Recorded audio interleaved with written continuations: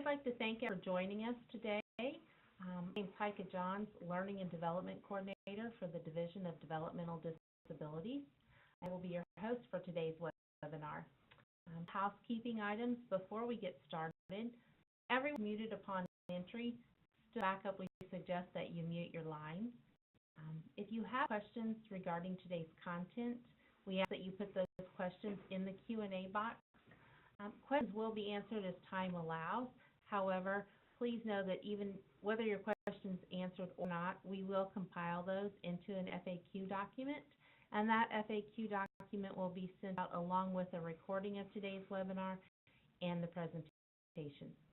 If you're having difficulty, something with sound or anything like that comes up, if you would put those type of questions in the chat box, I will address those to the best of my ability. And I'm going to turn it over to Lisa Turner with Mo Housing Corporation for today's webinar regarding technology first. Heike, we are here today to talk about the Missouri Division of Developmental Disabilities Technology First Initiative.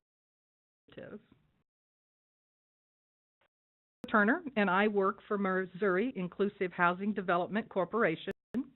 We're a small nonprofit agency working with Division of Developmental Disabilities to promote the Technology First Initiative being rolled out in the month of February. And as part of that, we are providing training on assistive technology and have developed success stories, videos, and other materials to spread information about the use of assistive technology to improve the quality of life for individuals who receive DD services. So in today's webinar, we'll be looking at what we mean by technology first, how technology can benefit individuals with disabilities, and how we can implement these services through our waivers. We'll be hearing from two individuals who will tell us through the use of video how they use assistive technology, how it benefits them. So by technology first.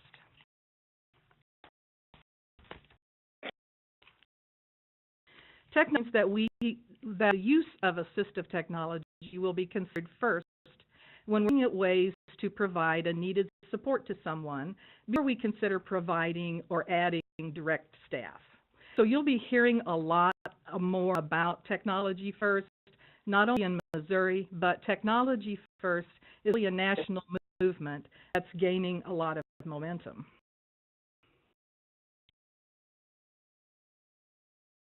And this momentum is due to the many benefits they'll experience when they use assistive technology.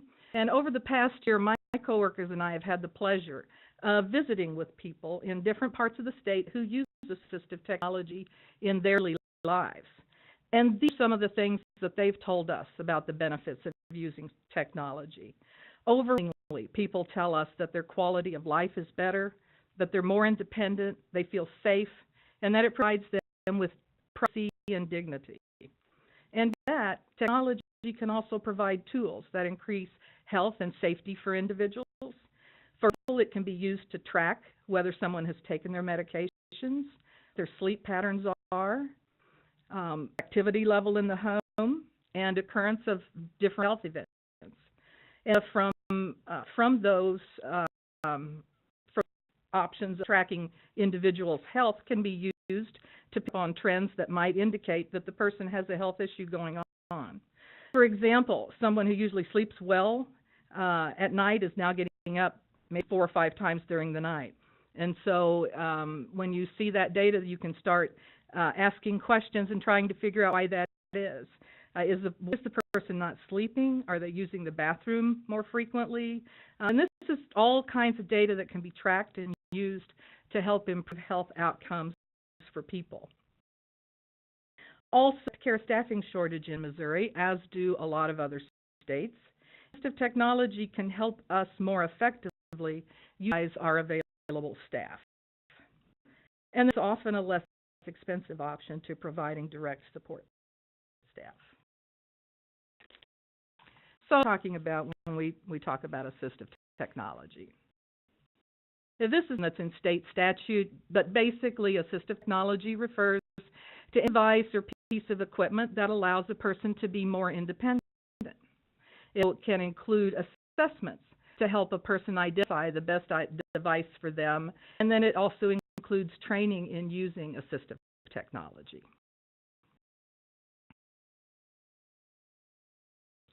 And these are specific kinds of assistive technology available in our waivers, and they include emergency response systems. These you often see advertised. They're pretty common in the general public. Some kind of a system allows a person to maybe push a button and get help from someone who's at a call center. It can include medication reminder systems, and most of these systems have some kind of a dispensing feature. Well, they will actually dispense medication to an individual when it's time for them to take their medicine. It can include the remote support systems that might include sensors, videos, web cameras, or other technology that particularly help an individual communicate with a remote staff. And other technology that protects the health and safety of an individual. And I mentioned it also includes assessments to determine which device would work best for a person. And then since it's really no good to have a device and not know how to use it, it also includes training in the use of assistive technology. I mentioned assessments, and you're probably wondering, well, are assessments required for requesting assistive technology? And there you see some devices that are more medical in nature that are going to require assessment by a licensed OT or PT, but again, that's probably going to be services that are more on the medical side. So otherwise, really the need for an assessment for assistive technology is just determined by the team on a case-by-case basis. It's not required in the same way other services may require assessment, like home modification that always requires assessment by an OT or PT. In this case, it's really going to be determined by the team. The team does determine that an assessment is needed.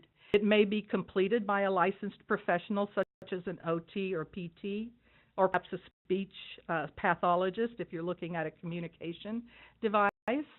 Or assessment can be completed by a qualified assistive technology specialist who is an individual with expertise on the type of assistive technology being requested. Or assessment can be completed by a vendor who's authorized to consult, install, and monitor electronic systems or devices like our remote support providers are. Some would be a little bit of a judgment call for the team to determine if an assessment is needed or not, but that decision is up to the team. So emergency response systems, let's look a little closer at each one of these different kinds of services and systems. The personal emergency response systems are some kind of electronic device that's programmed to signal a response center once the help button is activated. And like I said, you often see these advertised on television or magazines, you know, to the general public. It will help a person to secure help in an emergency. And for purposes of the waiver, it's limited to individuals who loan or who are loaned for significant portions of the day, or who don't have a caregiver who can assist them with getting help if needed.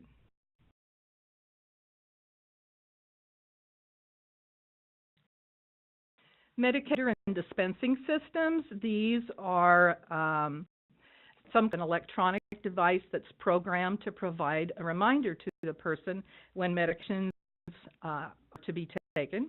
It will, most of these will dispense the medication and then alert the individual that it's time for them to take their medication. And then if the medication is not removed from the dispenser, it will message a message center, message a call center, and let them know that the medication was not removed from the dispenser. So people who are able to self-administer medications, or for people who aren't self-administering medications but might just need that little bit of technology to help them do that, this could possibly be a good option for them. And it is still required that medications are set up by a nurse or qualified professional. If you have a copy of the PowerPoint yesterday, you won't see this slide. This is a slide that we just added because I was able to get a couple of pictures of some medication dispensing devices so you could see what those look like. And I think, really with any of the kinds of things that I'm going to talk about today, there are just a lot of different options, and some options might require a landline, some options require cell phone coverage, some options might require internet capability, and it really varies from device to device or service to service is what's required. And so this is kind of a good example of this. I got a chance to actually see one of these medication dispensing devices that you see on the left there just last week. And you can tell from the picture, but I'd say it's about the size of a bread machine and kind of looks a little bit like a bread machine. The medication goes into the device, it's loaded in, and then it dispenses the medication and alerts the person that it is time to take their medication. But on the left only requires landline coverage. The one on the right has an internal cellular modem, so it does not require landline coverage. So I think the thing to just kind of realize is that there are many different options out there, and each one may work a little bit differently. So if you know somebody who needs a med dispenser but they don't have a landline, then you probably are going to have other options to look at.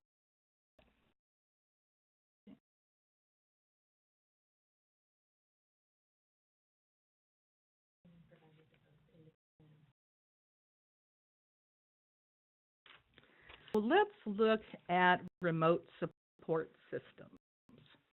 And likewise, remote support systems can include a lot of different things. It can include sensors in the home that can detect how many people are actually inside the home. It's sensors on doors and windows that alert a remote staff person that somebody has entered the home.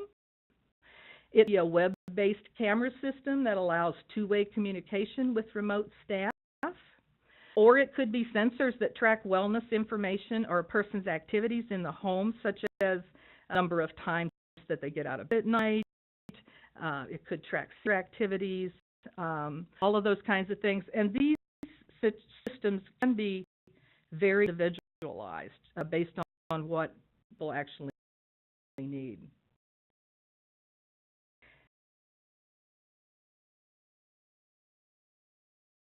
When we remote support systems, we need to really take into consideration the privacy of the individual and others in the home that they may live with.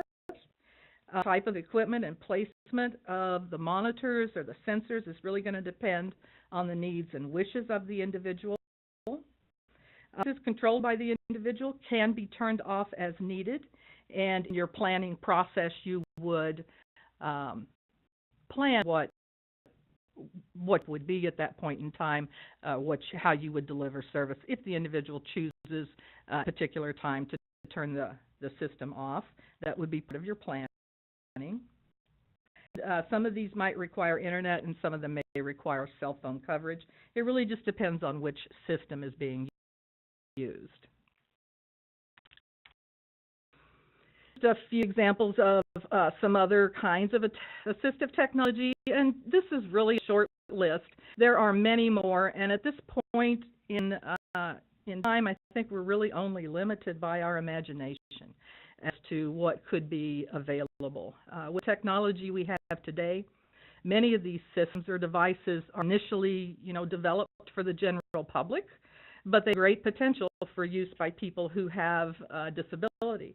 And that to my coworker John yesterday, and he, being a smart fellow he is, pointed that it also has worked the other way, and that there have been kinds of technology that were actually developed to assist individuals with disabilities that have actually wound up having great application for the general public as well, such as text-to-speech software. And that's a good example of how technology has moved from assisting people with disabilities to being part of the general community. So that works both ways.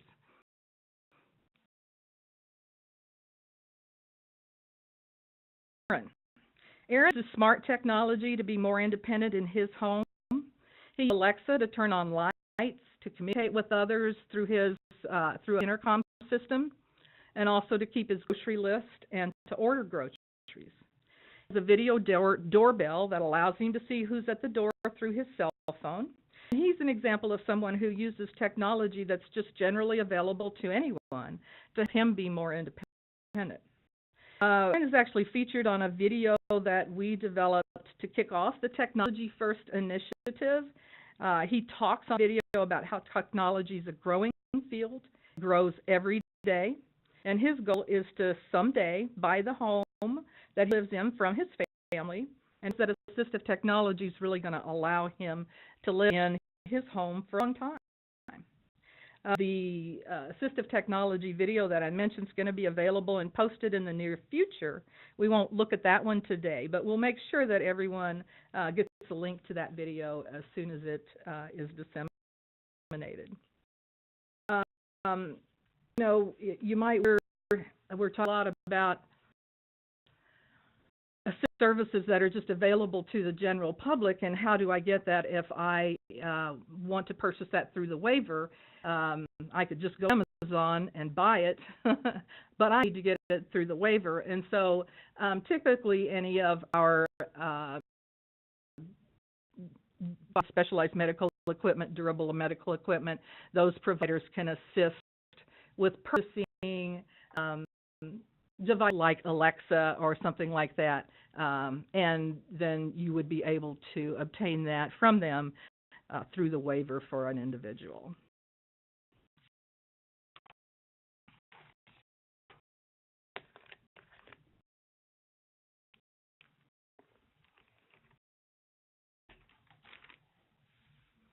And these are situations that can help you when you're thinking about someone you know who might benefit. Whoops. The slide. So the Assistive Technology service is available in all 4 waivers operated by the Division of Developmental Disabilities. $1,000 per waiver year per individual. A regional office director must approve exceeding that $9,000 cap if necessary. Assistive is authorized as under the A9999 code, whether you're talking about a one-time purchase such as a communication device or it's an ongoing service such as a remote support. There's an Assistive Technology referral form that is located in the Division of DD Guideline number 25. You can find the referral form there, and it just asks a lot of questions about justifying the assistive technology service that you're requesting. But you would need to submit the assistive technology referral form and the assistive technology assessment if one was needed for utilization review. Okay. These are considerations that can help you when you're thinking about someone you know who might benefit from assistive technology. And I think that's kind of the takeaway from this slide, is really who do you know that might be able to live more independently with the use of assistive technology. It might be receiving residential supports, or it might be somebody who's living with their family. But who do we know that might be living in a nursing home or another setting and could transit back home if they had some assistive technology? Who do we know who could be more independent with some assistive technology in their lives? And sometimes just being able to make one thing go a little bit easier in a family's routine can make a big difference in reducing their stress level. I really think the challenge to us is just to recognize and to think when we're visiting with individuals and families, is there something that assistive technology could help them do in their lives to be more independent and make their daily routines maybe just a little bit easier. Considerations can be helpful as you are including information in plan to justify a request for an assistive technology service.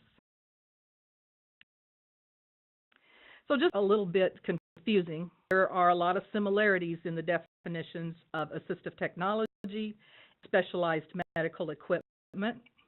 If you look at those definitions, they really kind of overlap quite a bit. So trying to determine, well, this service that I want, is it really assistive tech or is it specialized medical equipment? It can, again, be a little bit of a judgment call to try to figure that out. So these are some questions that can just maybe help you determine which service you're really looking at. Electronic device does help the person operate a household item or be more independent in some way, complete tasks more independently. Does it monitor a person's health and safety? Does them communicate with other people? And so if those things are true, it's probably going to be assistive technology. But if it's a little bit more medical based, it seems to be some medical purpose or is assisting a person with their mobility, then it's probably going to be specialized medical equipment. And so an example of this might be like a bed sensor that alerts a remote staff person if somebody has a seizure. So would it be specialized medical equipment or would that be assistive technology? Because it has a little, you can kind of look at that a little bit both ways. But I'm going to say it's probably going to be assistive technology because it's forward-oriented and it's probably part of an electronic system that acts and provides wellness data. The waiver source for assistive technology, and these are some other potential funding sources. With other services, you would want to exhaust what's available in the state plan and other resources before requesting waiver funds. Assistive technology might be available through the state plan. Probably, again, those are going to be things that are a little bit more medically based.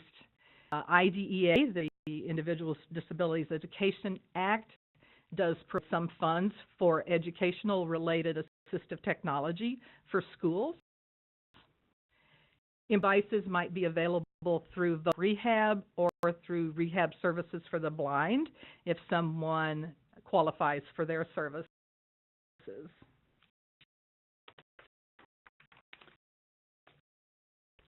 And Missouri Technology is also a great resource for assistive technology. Located in Blue Springs, but they provide services statewide. And they have programs such as a short-term loan program, which allows individuals to buy devices, assistive technology, to see how they work and if they'll work for them. They have a device reutilization program, which essentially helps to rehome assistive technology that one individual might not be using, but someone else can. They have adapted telephones and computer adaptations. They have an AT reimbursement program to help school districts obtain assistive technology for students.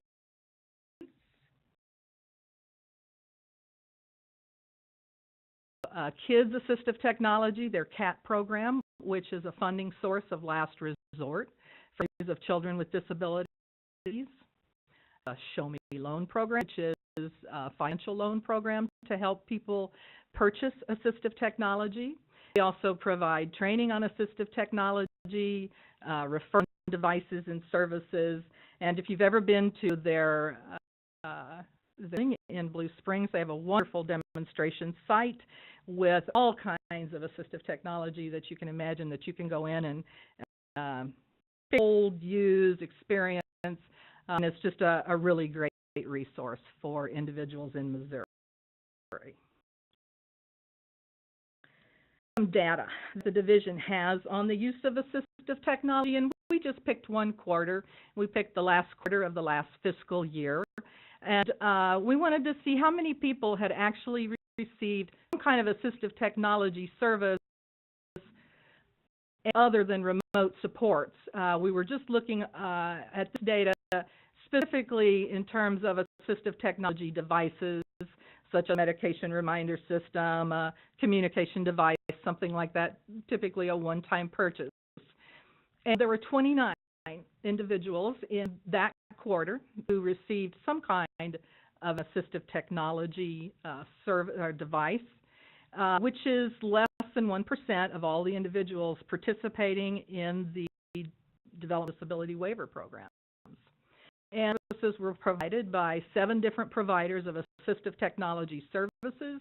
There are many more providers of assistive technology services available throughout the state. And as I kind of mentioned a little bit earlier, in many cases, our providers who provide specialized medical equipment, durable medical equipment, can also provide assistive technology for us.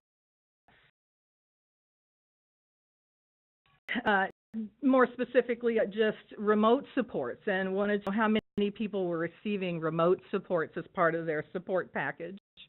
And in last fiscal year, there were 115 individuals receiving developmental disability services who also were supported through the use of remote support systems.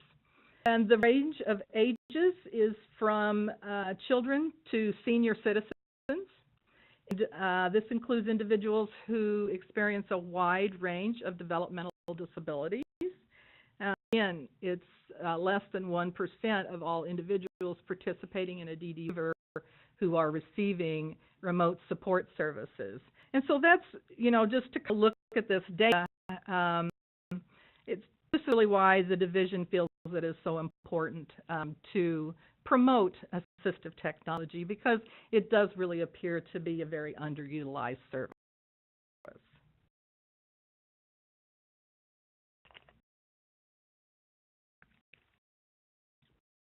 So let's talk a little more specifically about remote supports, because they're a little bit more complex than some of the other services. And Terry, they live in a rural area outside of a small town. They receive ISL supports and also utilize remote supports. And they have a sensor system. It detects movement inside the house, and they're pointing to the sensor on their doors there. The sensors will detect if another person enters the home. Terry can actually contact remote staff by just pushing a kind of a big red button that they have that they can push, and then they're in contact with a remote staff person. They are also featured on the kickoff video that I mentioned earlier, and they talk about how they feel like they're just more independent. Actually, they receive their remote supports overnight, and so they feel that they're really more dependent in their nighttime and morning routines, having a staff person present. And in particular has a goal to live in her apartment, and she believes that using remote supports and the opportunity to be more independent and gain more independent skills is really going to help her reach her goal of living in her own apartment.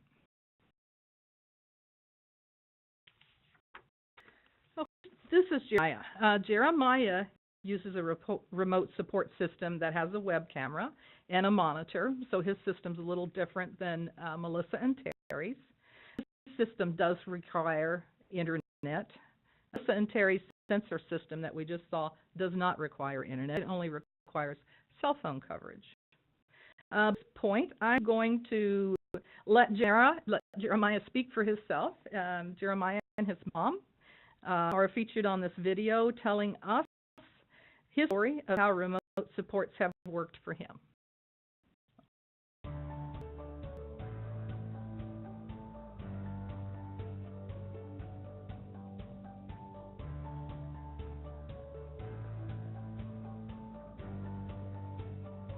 I'm Jeremiah Gibson. I'm stuck in my parents' house, and watching really good. Well, Jeremiah has Prader-Willi syndrome is what he has, and so that requires a lot of intensive supports to keep him safe and healthy. And one, as he mentioned, is, you know, in home we have 3 other children, and so having that refrigerator locked. They don't like the cabinet lock, refrigerator lock. They don't get very much. So Jeremiah was 18. He did move out into an ISL. So it wasn't something Jeremiah wanted. He wanted his own place from the beginning. But we tried it in different houses, different roommates. We just tried different things, and Jeremiah let us know all the way through this was not his plan, you know. And his behaviors escalated, and to a point that we were very serious. Go to the hospital. And we had to hospitalize him. And when he got out of the hospital, he had to come right back to the ISL because that's all we had. And so talking with his treatment team, I said, there's got to be something different. There's got to be a better way to do this. It did not get it. And then to no way.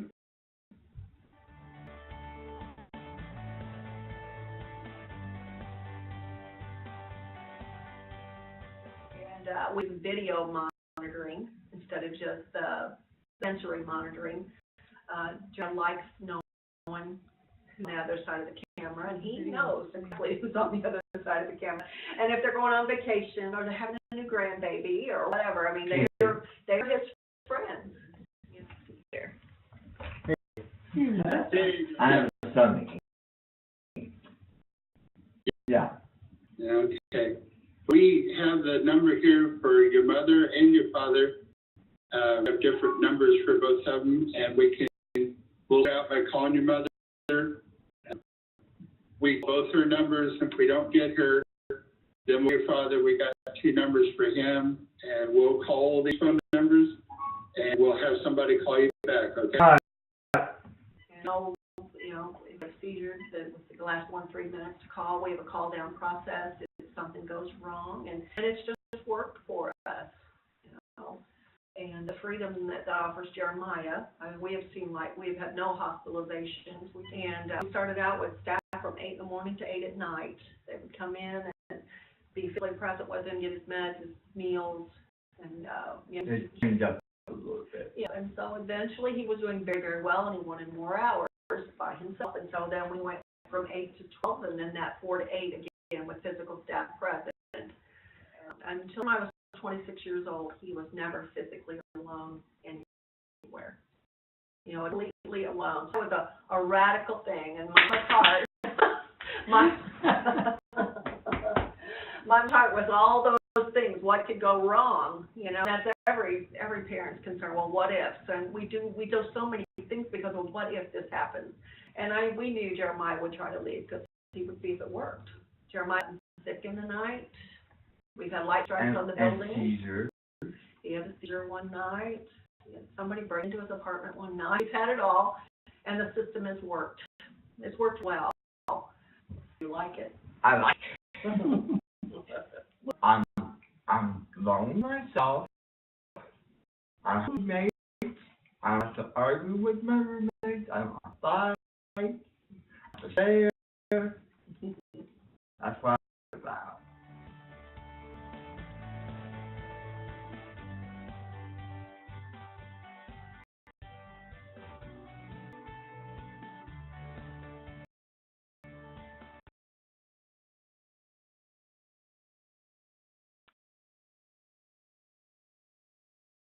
Okay, so let's stop for just a minute. I know a few people said that the video was echoing and you were kind of hearing voices twice. So I'm not sure how many of you had that issue on your end. We're to get a little feedback on that here.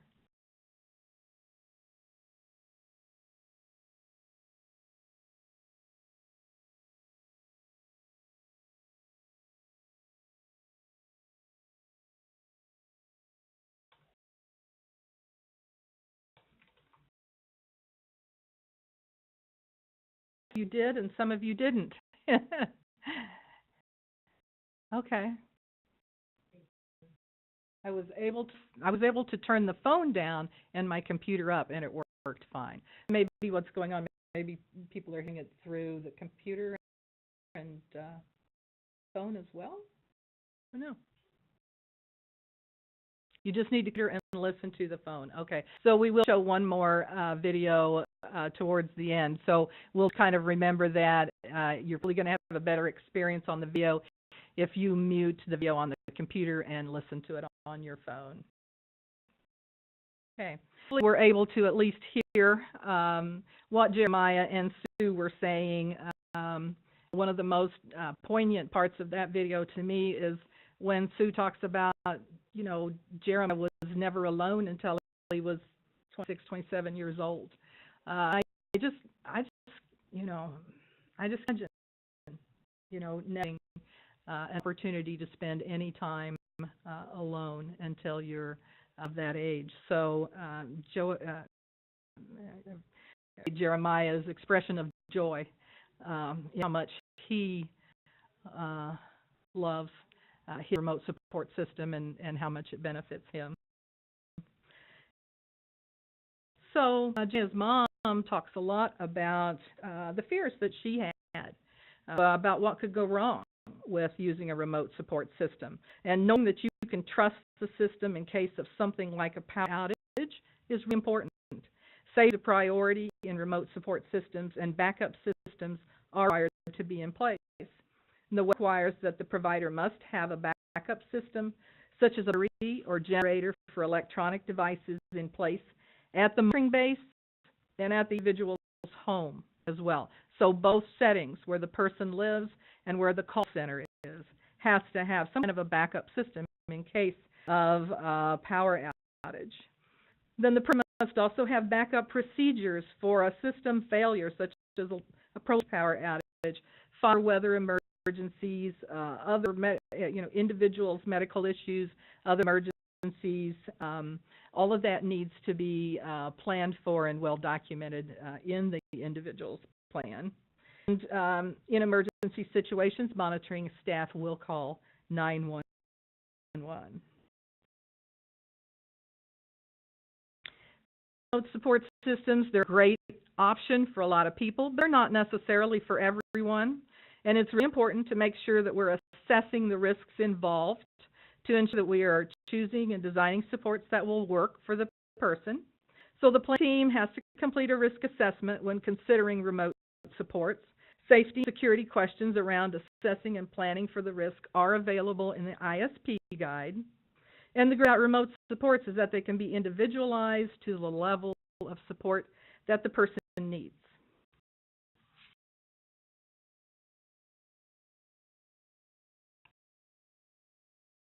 Also, ISP must include a backup plan, which specifies who is to be contacted by monitoring-based staff to respond to situations requiring on-site intervention.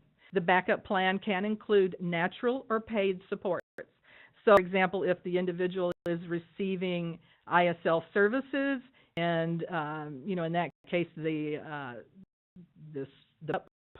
plan may include paid supports, or if is utilizing remote supports in their home, or an individual is living on their own, then maybe a parent or other family member or a friend who might be part of that backup plan and would be a natural support. There has to be at least 2-person deep, so we have to have at least 2 people on the call list if there is an event which requires intervention. And the response time cannot exceed 20 minutes.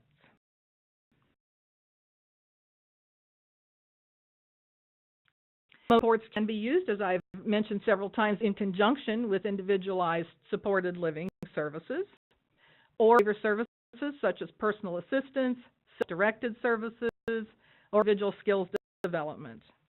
Remote supports can be used to decrease the need to have staff physically present, and are used in natural home settings where individuals reside with families or in their own homes. Angela is an example of someone who uses remote supports in conjunction with self-directed supports. And Mom and Dad provide her backup.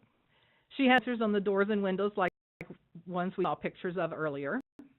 And also wears a bracelet at night that detects if she has a seizure.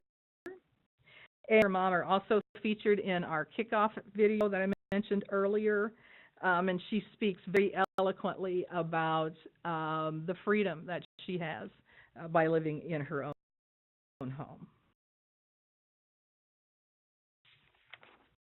So it can also be used to help individuals increase their independence and control over their own homes, decrease the need for individuals to share their living environment with others, and Jeremiah spoke to us eloquently about that. And or rural areas where cell phone or internet capability is available. Just to kind of illustrate that a little bit, this is Buddy. Buddy's an example of where remote supports work for a person who lives in a very remote area. He lives in a very rural part of northwest Missouri, and he uses a web camera system, so he does the system that requires the internet, and it works very well for him. He has severe diabetes and receives medical personal assistance, and he also has a hearing impairment. So his personal assistants, his light personal assistants, and his remote staff communicate with him using sign language. Is Ariel that you see there on the monitor, his remote staff person, and she's able to communicate with him through the monitor using sign language. And there are times when Buddy has a way of letting staff know that he would prefer to be alone right now. Okay, and through the planning process and in his plan, it specifies that staff can, when staff recognize that Buddy's behaviors are, let him know he'd probably prefer some privacy. Then the plan specifies that they can go ahead and turn on the monitoring system and leave. And is seems to work well for Buddy, and he's been very successful using remote supports. So this, as I mentioned, Ariel, and Ariel can actually remotely turn on that lamp in order to get Buddy's attention so she can speak with him. So if we flip back to that, you can see the lamp is off there. As we were there with Buddy and Ariel that day, she was able to turn that on remotely. Just another example of some assistive technology that Buddy uses. He uses a bed shaker that's connected to a smoke alarm and will alert him in case there's a fire while he's sleeping.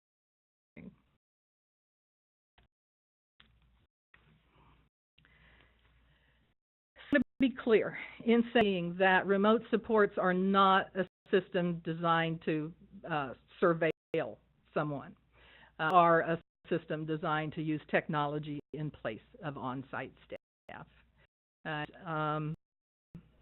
We need to be really careful in planning remote supports so that they make sure that the services we set up really respect an individual's right to privacy, promote their independence, and that respect the privacy of anybody else who might be living in that home. Remember, not for use in group homes or shared living situations, but be clear about this too. Assistive technology, other than remote support staffing, can be used in these settings. What we can't do is just utilize remote supports that are going to involve a remote staff person because of the difficulty that would be involved in backing out staff for a group home or shared living situation where those are designed to be 24-hour settings. And Rose's situation is an example of how technology can be provided in a way that really protects a person's privacy. Rose uses an infrared camera in her bedroom, and it detects when she's having a seizure and alerts a remote staff person. But because this camera is an infrared camera, it shows movement, but it does not actually show Rose. In other words, the remote staff person is not viewing Rose in her bedroom as she's sleeping, but they're going to be alerted if there is movement that would indicate she might be having a seizure. Is part of our Technology First kickoff video. She just talks about feeling really safe, relaxed, She loves not having to have a staff person all the time, and she feels very relaxed when she doesn't have someone else, a staff person there with her in her home. Actually, Rose used to live in a residential care facility. So she's a great example of someone who has able to move to a much less restrictive setting. She lives in her own apartment and is very successful and has been able to be successful because of the remote supports that she uses.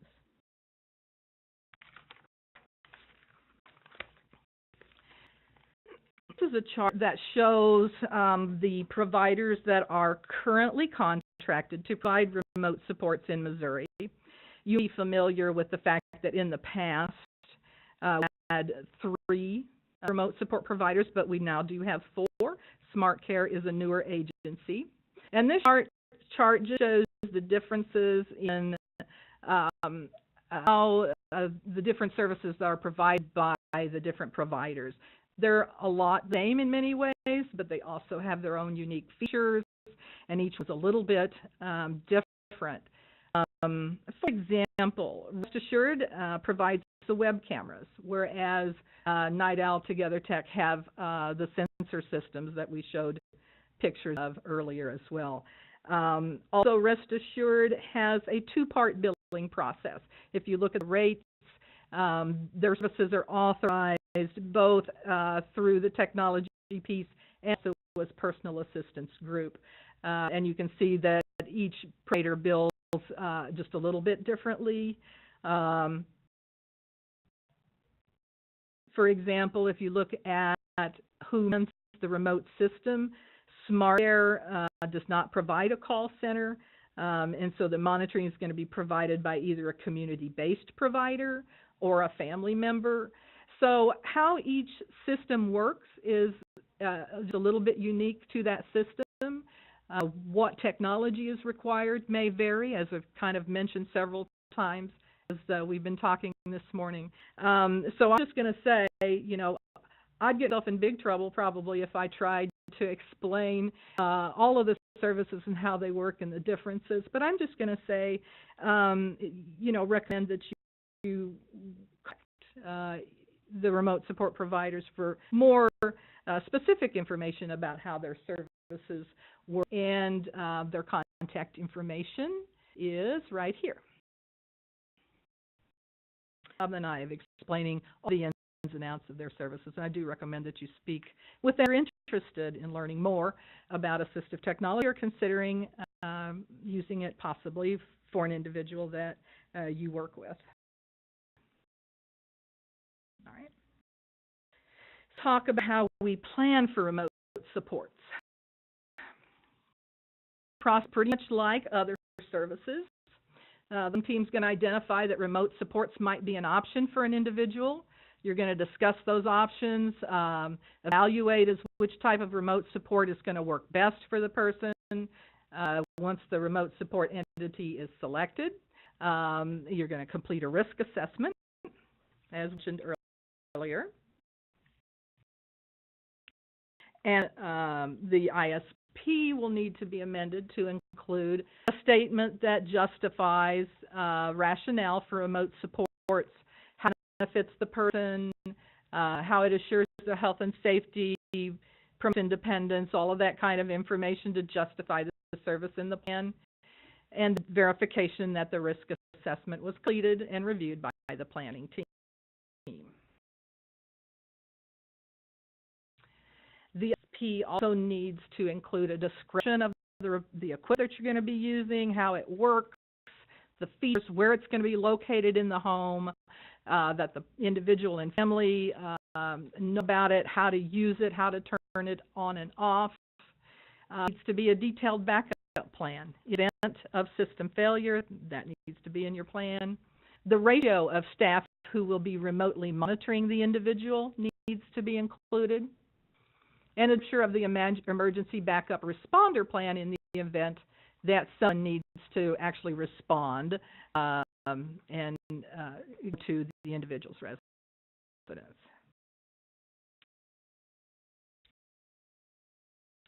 So you need to really have a detailed emergency backup responder plan. It needs to include, as we mentioned before, 2 deep supports, which could be either natural supports or staff. Paid support responders may be funded through community specialist or direct care hours on an ISL budget, or if they are occurring in the natural home and they are going to be paid supports, that could be done through personal assistant or community specialist. Again, response time has to be within 20 minutes. Response time might be face-to-face or, depending on the situation, maybe a telephone call. That responder is what would be needed. And so you just plan for that in the plan, depending on the situation, when somebody need to respond face-to-face and when would a phone call be sufficient. Needs to include support technology can be turned on and off by the individual in a given day. The emergency situations when monitoring staff would call 911. And now the event's going to be documented because remote support staff have to document the same as our care staff do.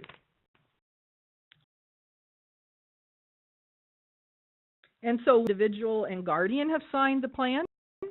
Are any rights restrictions, rights that are being limited by the remote supports, then the ISP is submitted to the Due Process Committee for review.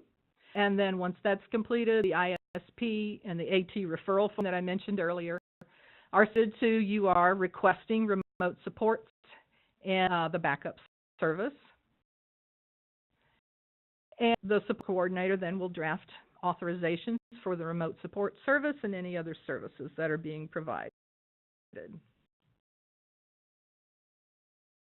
Okay, I'm getting to the last segment here.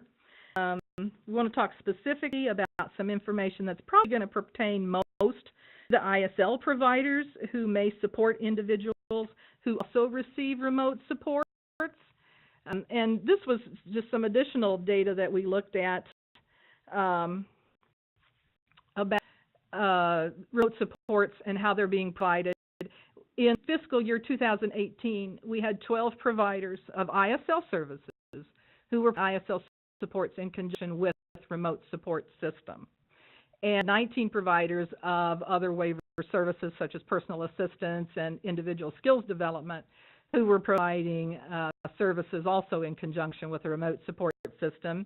And that's a total of 24 unduplicated providers. Just another way to look at how services are being used and the fact that there really does appear to be underutilization of this service. Different models that can be used if remote supports are going to be combined with ISL supports. The ISL provider can support an individual who also receives supports from a remote support provider who mans a call system, initiates the backup responder plan if needed, or an ISL provider can provide their own remote staff person who monitors the system through use of technology that's provided by one of the remote support providers. If supports are going to be provided in an ISL setting for the first time, the ISL provider really needs to work with the regional office provider relations team to submit a plan that's going to outline all of the information about really how you're going to do this and how you're going to make a change from providing direct care staff to remote staff for portions of the day. So the ISL provider would work with provider relations team to develop a plan that's going to outline the hours of the day that remote supports are going to be used, what transition is going to look like, because typically if your goal is to be providing remote supports, let's say hours a day during the night to an individual or a couple of individuals in an ISL setting, you're not going to start out with 8 hours a night. You're only going to start out with 2 hours a night and see how that goes, and then transition slowly from there. So plan needs to include that and talk about that. How are you going to make that transition work for the individuals that are going to be receiving remote supports? outline, again, backup service can be authorized through community specialists or direct care professional hourly rate, so the plan needs to include how you're going to do that, what's your policy going to be around using or calling 911, needs practicing on your responses, your response time, and include a plan for retention of available funds. So what am I that? In order to be approved, remote supports have to be cost neutral. But from that, if there is a cost savings, the funds can be redirected into the direct care professional hourly rate. Okay, this part can get kind of complicated, yeah, and this would be where providers would really want to work with their provider relations team, the regional office, to do that. But basically, savings funds are first distributed into the rate, the daily rate, for the person or people who are receiving the remote support service. No one's rate can exceed the lower bound rate associated with that person's rate allocation score. Once you reach that, once you reach the limit, you can distribute any additional cost savings to the rate for other individuals supported by the agency and not to exceed the lower bound rate.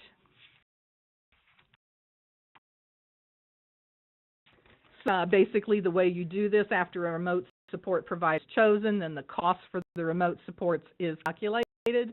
The total of the current ISL budget less remote support costs will leave the funds that are available to redirect into ISL direct care professional hourly rate.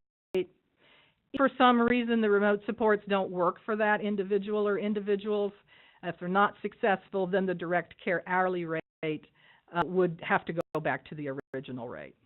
All of this is outlined in Division Directive 4.400. And providers, probably the best takeaway from all of this is just to know, work with your provider relations team to develop your plan about how you're going to do this. Here's an example. This is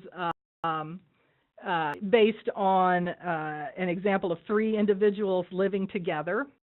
And the average cost of providing overnight staffing for a year for 8 hours a night calculated at $70,080.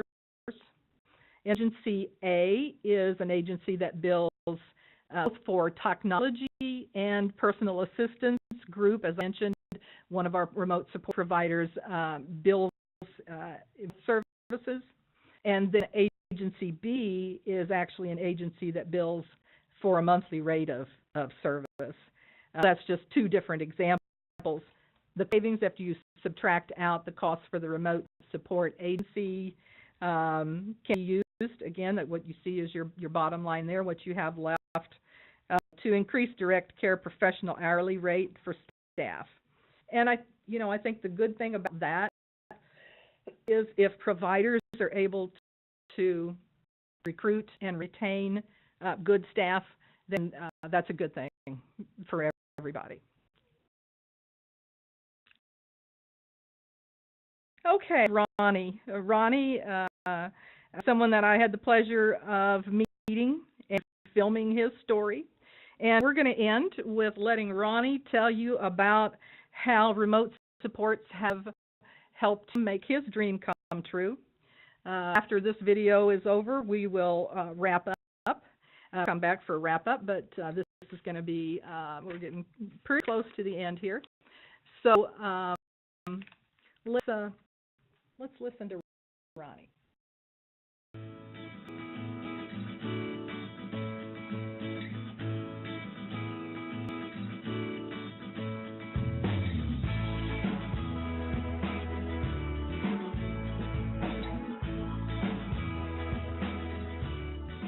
And I came marching to Kirkfield back in 91, 92, and 7. Kenny Girl, got a bit of trouble, so, and now I'm on my own income on himself with the 9-hour system. Yep. Ronnie mentioned he came in 91. I actually started in the field in 95, and I knew Ronnie, and at that time, Ronnie was a really cool dude, Yes, really cool dude. He was working on being on his own, and I left. And when I came back to the Kirksville area, which is 2007, I met up with Ronnie again. Started to work with him, and he was in an ISL with 24-hour care. That's right. And I kind of asked him, I was kind of wondered, because when 95 and Right. 97, when I was here, you were actually kind of working, you had your own apartment and everything. Yeah. And then he kind of talked to me and said, kind of what you're saying, that you got in some trouble, Right. and go back and get some more support. Yeah. Working on goals. One of Ronnie's goals was to be on his own. Yes, sir. He wanted to be on his own and have his own apartment, have his own place to be more independent. Get it? Yep. Good job. Yeah, get a job and everything. So at that time, he was working, and we had a little bit of a setback. Had a little bit of a setback, and so he wasn't able to get the time independence that he wanted. He went through several different roommates. Man. And in our settings, it's hard to do a one-person ISL, and so you have to have a roommate, or sometimes some people have to have multiple roommates in order to pay rent and do things like that. Yes. However, we just couldn't find a match, and as I looked at him and talked about things and was talking with his team and his guardian, Who was concerned was? yeah, I didn't feel it was right. I felt like, what else? What out there can we do?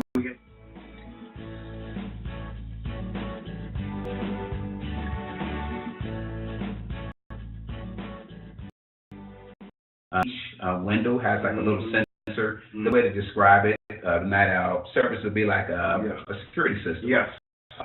And when we came in, the guardian was like, well, I don't know if this guy for Ronnie has not been on his own, so, and it was scary. We took time trying to find a place he could afford, and had the housing approval and all that stuff. Coordinators, there's a 20-minute response time that they have to be within. We make it so where it's about 10.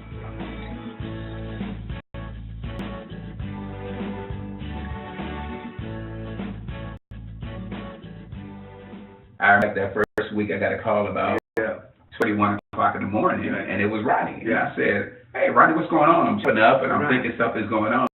And he said, Mike, it's hot in the house. And I said, it was too hot. What should I do? I walked out and what's going on here? And what was funny, it never occurred to me that Ronnie, you weren't used to having somebody in the home. And that was just, it was just odd. I kind of chuckled, but I worked through it. And once he got used to there not being anybody in the home, I don't think he wants to go back to where. I don't, man. Oh, man, please don't think about that, man. Please don't, man. I love it, really do. You know. I've seen so much growth in him just the past year that I've known him. Just having this and being able to prove not only to himself but to other people what he can accomplish on his own. Yeah, work with them. See him go from a point where he needed a lot of support to a point where he's almost at his dream. The part I focus on is the dream part, because to me that's where you really do the work. After we get to your dreams. Man, see if I can choose. I was really coming to keep really coming to it. So, yeah, so blessed.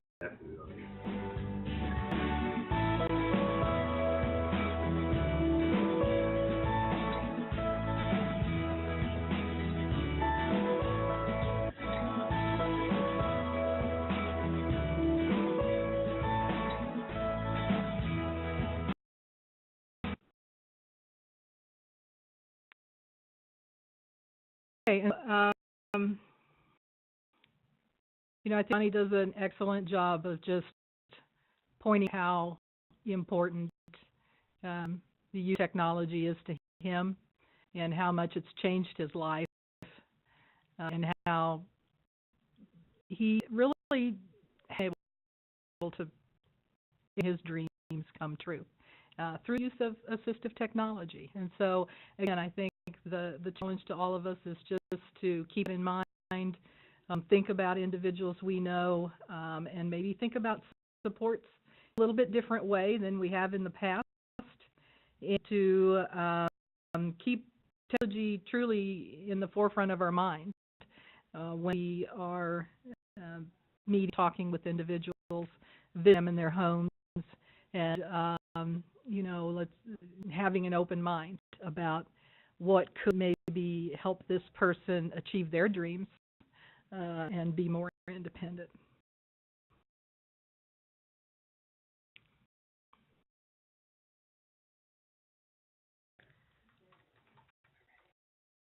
Okay, so want to look at some of the questions that we have here, Heike. So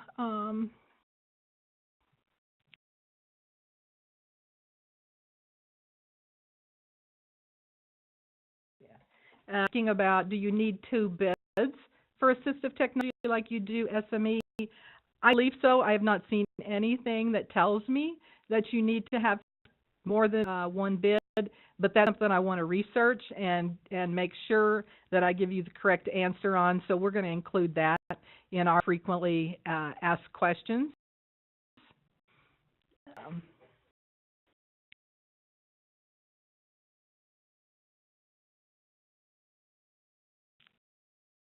Let's see what supports used only to replace staff.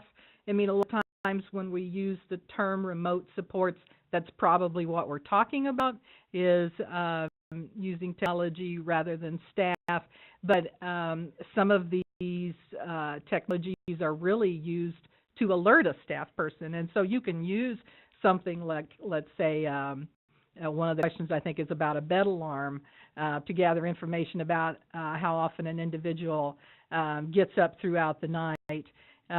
Yes, may not be replacing staff in that situation. You might just be using a piece of assistive technology to either alert a staff person that someone has gotten up, or to monitor and figure out how often a person is getting up at night, because you're concerned about what that means. Is there some issue with them? How come are they going to the bathroom 5 times a night and they didn't used to do that?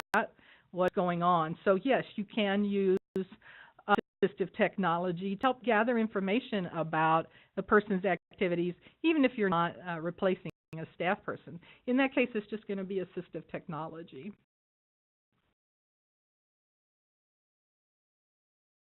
Let's see, do we have things here?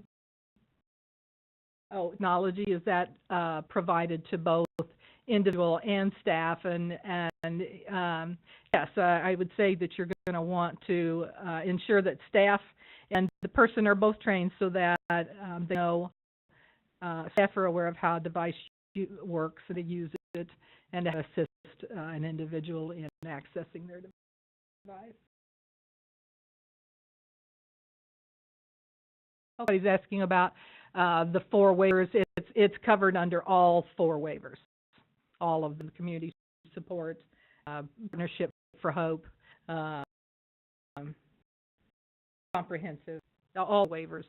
This service is included, assistive technology.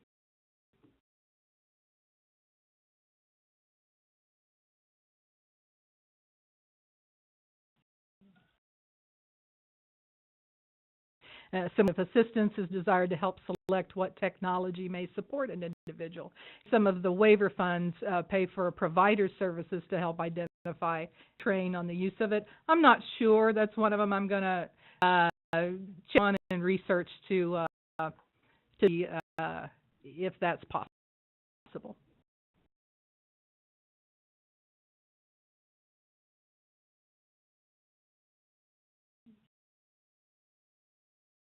Okay.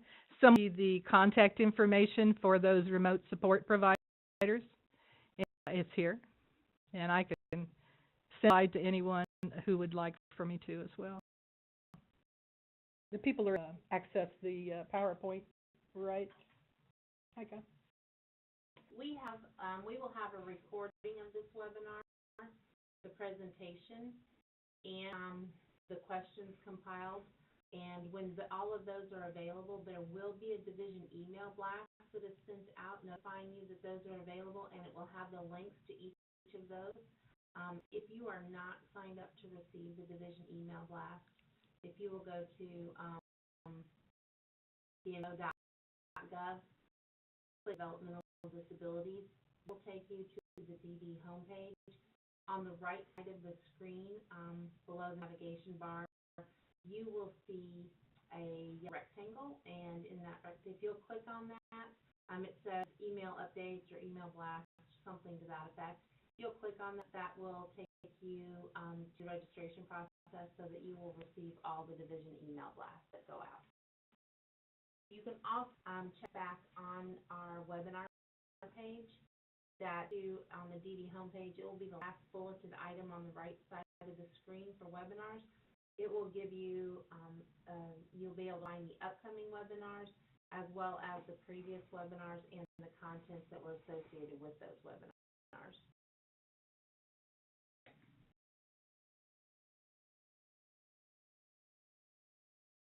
I think we've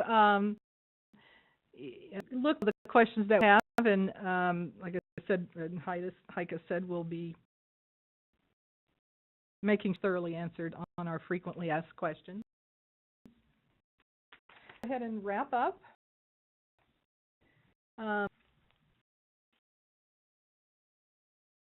Get to our end.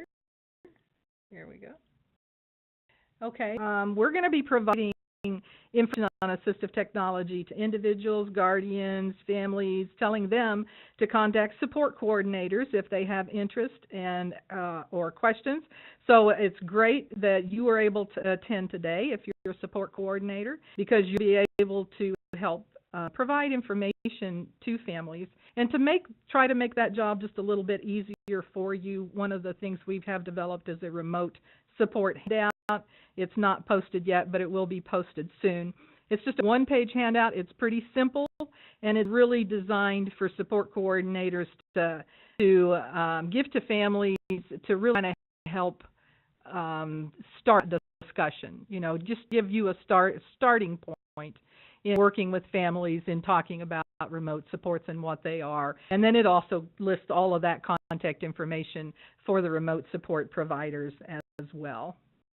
And provide support coordinators. If you have questions, then you're going to want to contact probably the provider relations at your regional office.